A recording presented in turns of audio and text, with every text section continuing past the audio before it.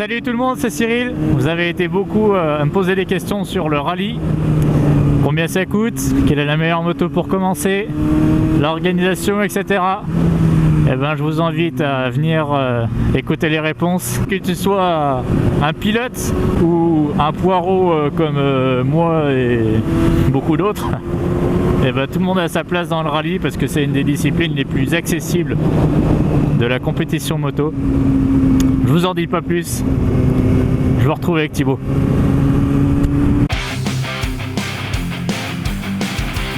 J'ai 32 ans, j'habite à Fouassières dans l'Ain.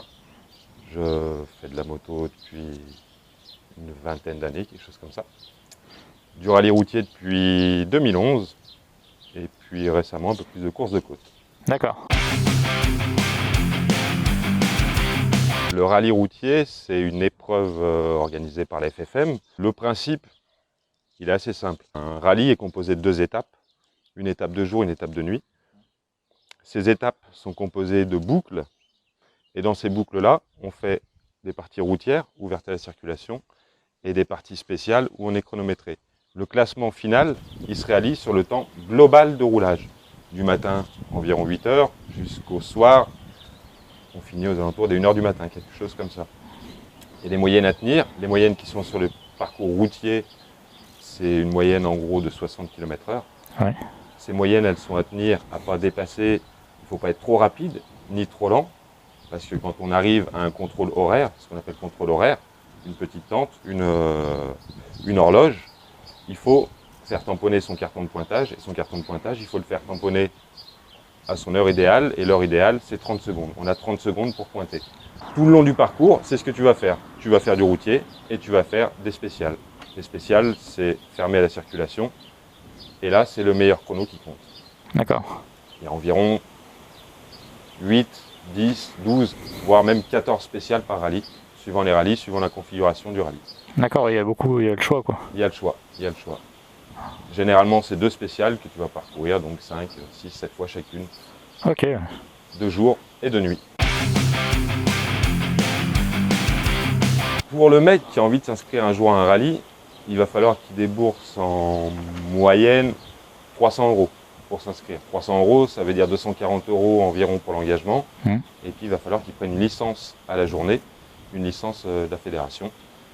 Donc pour 300 €, une fois qu'il a lâché ses 300 €, il peut s'aligner au départ. D'accord, ouais. Après, il va y avoir tout ce qui est autour, c'est-à-dire la consommation d'essence, qui sera la même que sur une balade d'un week-end, les pneumatiques, tout ça, ça peut rentrer dans les frais comme un usage quotidien, quoi. D'accord, ouais. C'est la discipline qui est la plus accessible de la FFM, puisqu'on s'inscrit avec une moto de tous les jours, une moto en 34 chevaux, une 125, 2 temps, 4 temps, jusqu'au 1000 surpréparé, conforme à la route. On s'inscrit avec ce qu'on veut. D'accord, ouais. Ah, donc c'est vraiment accessible à tout le monde. C'est accessible à tout le monde, ouais. Pour un exemple, pour ma part, mon premier rallye, je l'ai fait avec un 900 CBR, totalement légal à la route, c'est-à-dire que j'ai rien rajouté dessus. J'ai rajouté une petite lampe, parce que je voulais faire la nuit et que c'est plus ou moins nécessaire. Sur le reste, on peut se débrouiller avec les moyens du bord, mettre une sacoche de réservoir, mettre son roadbook dans la sacoche de réservoir, et puis on tourne les pages. On fait 5 km, tu tournes ta page, tu la remets dedans, sachant que quand tu te trompes, tu ressors ta feuille, tu la remets dessus. Tu peux te débrouiller, ça peut le faire. C'est pas évident, mais ça peut le faire. C'est tout ce qu'il faut.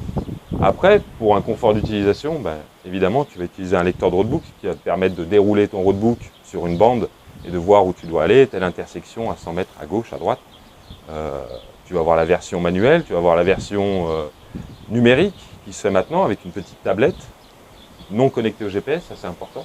En rallye routier, on n'a pas le droit d'utiliser le GPS. D'accord. C'est-à-dire que le jour où tu es perdu, tu te réfères simplement à une carte que tu auras éventuellement imprimée ou à ton roadbook. Et puis tu vas avoir la version aussi du dérouleur de roadbook électrique. Et là, ça défile tout seul. C'est plus pratique, c'est plus confort. Il faut qu'il y ait de l'éclairage dedans. Il faut après ça avoir certains petits accessoires. On pourra regarder tout à l'heure si tu veux ce qu'on peut mettre sur sa moto quand on part en rallye routier. Parce qu'il y a beaucoup de petits accessoires qui ne sont pas obligatoires mais qui sont, à mon sens, nécessaires pour pouvoir passer une bonne journée et puis pas arrêter le rallye à 8h30 pour une crevaison ou pour un roadbook qui s'est déchiré et on ne sait plus où on est. où voilà, il y a plein de petites choses à emmener avec soi, une petite sacoche, peut-être un sac à dos, c'est autorisé. Et ça, c'est extrêmement important d'avoir tous ces petits trucs pour pouvoir passer une bonne journée. Un rallye, ça a vite fait de mal tourner en quelques minutes, pas par la vitesse, pas par la chute, mais simplement par le fait que il t'arrive ce qui peut t'arriver sur la route tous les jours, quoi. Donc, Tu casses ton câble d'embrayage, tu crèves, comme tu dis, ta journée est finie, quoi. Exactement, un carénage qui commence à bouger, une ampoule, un phare, n'importe quoi. Il faut avoir de quoi changer pour pouvoir passer un bon rallye. Qu'est-ce qu'il vaut mieux prendre en outillage? Alors en outillage sur la moto, c'est ce qu'on devrait tous savoir dessus, que malheureusement on y pense que quand on tombe en panne, mais avoir au moins la clé BTR qui va bien pour démonter les carénages, savoir où sont les boîtiers fusibles sur sa moto, c'est important, ça aussi. Ça m'est arrivé récemment, pour la finale du championnat de France 2018, où on est tombé en panne de phare à la dernière spéciale et on ne savait pas où était la boîte fusible pour trouver les fusibles des phares. On savait où était la principale, l'autre on ne savait pas. Et quand on n'a pas la clé BTR pour pouvoir démonter ça, on casse la moitié des plastiques et c'est pas top. Il va y avoir ça, il va y avoir le petit bout de scotch éventuellement avec un stabilo pour écrire l'heure à laquelle tu dois pointer. Un petit peu à boire, un petit peu à manger, parce qu'il y a des fois où on va rouler pendant 2-3 heures sans relier le point d'assistance, quand on a la chance d'avoir une assistance. Donc c'est bien d'avoir une petite barre de céréales, quelque chose, parce que le rallye dure extrêmement longtemps, quoi. De 8h du matin à 1h du matin, il faut tenir le coup. Il faut tenir le coup, les crampes, tout ça, s'hydrater, et suivant les conditions. T'as quand même des pauses dans la journée? Il y a des pauses dans la journée, des temps d'assistance qui sont plutôt courts. On est aux alentours de 15-20 minutes. Donc en 15-20 minutes, on pointe, on se rend vers l'assistance, vers le camion, vers sa voiture. Et en 15 minutes, on va aller pisser un coup, on va mettre un peu d'essence parce qu'il va falloir enchaîner derrière les boucles. C'est extrêmement court et on est toujours en train de regarder sa montre pour savoir à quelle heure on doit repartir, puisque là aussi, c'est hyper important de partir dans les 30 secondes qui nous sont imparties. Donc la journée complète est rythmée par les heures de pointage de la pendule. D'accord. Ouais. Donc sinon, pénalité. Sinon, c'est pénalité. 7 secondes 5 de pénalité par tranche de 30 secondes. Je pointe 1 minute en retard, je prends 15 secondes de pénalité. 15 secondes, c'est pas énorme sur une journée de roulage. On va avoir un rallye peut-être avec un temps cumulé de 2 heures. Mais 15 secondes, quand on se bat toute la journée sur des spéciales chronométrées, où on joue au dixième, à la seconde, 15 secondes sur une spéciale, c'est énorme. 15 secondes, ça ne se rattrape pas sur une spéciale. Donc, quelqu'un de très rapide, un excellent pilote sur spéciale et qui ne sait pas naviguer, qui va arriver 30 secondes trop tard au moment de partir, il va perdre un rallye simplement parce qu'il n'était pas dans les clous là-dessus. C'est vraiment de la régularité et il faut être appliqué là-dessus. Ouais. Ça, c'est important. Tous les villages qui accueillent les rallyes sont pourvus d'un parc coureur. Le parc coureur, on y garde son camping-car, on met les tentes.